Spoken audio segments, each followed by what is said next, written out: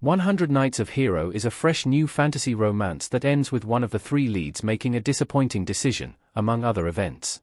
100 Nights of Hero is a new independent film company movie starring Emma Corrin, Micah Monroe, and Nicholas Galitzine, set in a fairy tale-esque world where a young bride's life is threatened if she cannot produce an heir. Cherry, Monroe, is panicking because her husband Jerome, Amir El Masri, will not sleep with her, but leaves her in the company of his friend Manfred, Galitzine. Cherry is unaware that Manfred and Jerome have a bet that Manfred will not be able to seduce her. However, Cherry's maid hero, Corrin, occupies Manfred's attention with a vivid story. Ultimately, Cherry decides to sleep with Manfred to try and get pregnant, is caught by her husband, is initially defended by Manfred, and then openly declares her feelings for Hero. But while Manfred has come to feel something for Cherry and sympathize with her situation, he agrees to go along with Jerome's concocted story that places all the blame on the women. In an interview with Screen Rant's Tatiana Hollander, Galitzine and director Julia Jackman talk about Manfred. "We see a moment where it clicks for him almost," started Hollander. "He almost gets it, and he still chooses to side with his friend and with the patriarchy. Can you talk about that moment and how you played it? Do you think he feels anything about the end result of the film?"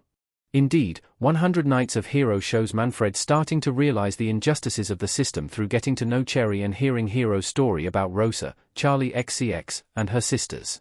Galitzine responded that Manfred's evolution is apparent, but that he was still too afraid in the moment, something the actor thought made sense. Jackman also suggests that Manfred needed more time to be able to truly take a stand. What would it have been like if it had been another 100 nights?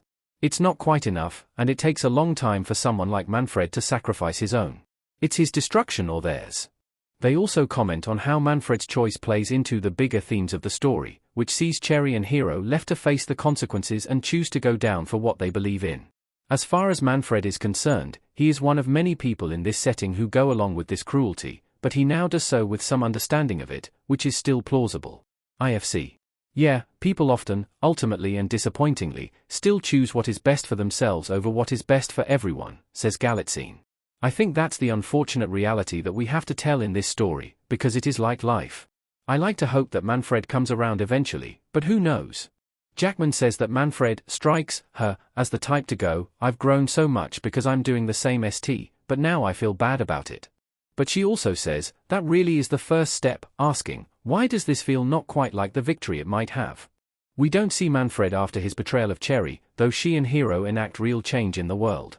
100 Nights of Hero is a kind of tragedy, where there is no rescue for the heroines, because of the society they live in, where even sympathetic people like Manfred choose themselves. But the ending is still touching and hopeful, implying that things can change.